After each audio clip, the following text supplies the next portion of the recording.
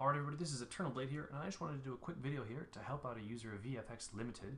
And he had a question. He says, how come my max render doesn't match my viewport object? For example, in my viewport, my object does not have an extra side, but in the render it does, and the shadow being cast looks funny.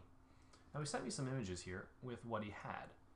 So you can basically see here in the viewport, you have this kind of nice smooth texture, but in here you have all these additional polygons. And he'd sent a few of them just showing how, everything sort of just doesn't match up. Why is that? It actually has to do with the smoothing groups on an object. So what I've got here is basically a similar deal where I have an object, and in the viewport it looks fine. There are no strange shadows. But in our render, we have sort of these triangles here. And the reason that happens is when you have a polygon, you have a four-sided face. But when you move one of these vertices, a four-sided face has to be flat. All the points have to be flat on a single plane. However, when you do this, you're basically dividing it into two triangles. Now, what I did was remove all the smoothing groups from this object. However, if we go ahead and just select, say, these 5 right here, and press Auto Smooth, you'll see immediately it changes a little bit in the viewport, but when we hit render, you'll see we have a nice smooth transition now because that smooths out the transition between these polygons.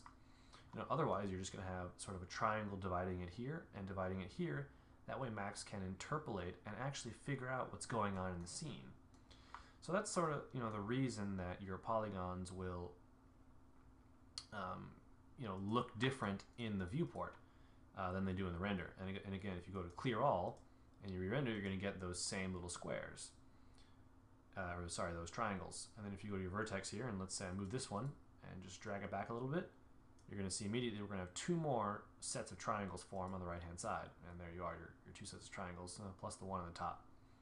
But that's actually the reason VFX Limited that your polygons are sort of different in your viewport than in your max window. It just has to do with your smoothing groups and the way that you divide these up. If you give yourself some additional geometry, it'll look a little bit better, but basically you're going to want to work with your smoothing groups. So just come down here in your polygon mode and assign smoothing groups to whichever sections you want to be smooth, and maybe do one there, perhaps come up here and do a different one, and then when you render it out, you're going to have some nice smoothing groups, definition of smoothing on the top and smoothing on the bottom. So that'll be it for now. I hope that was able to answer your question, and if you guys have any other questions, feel free to ask.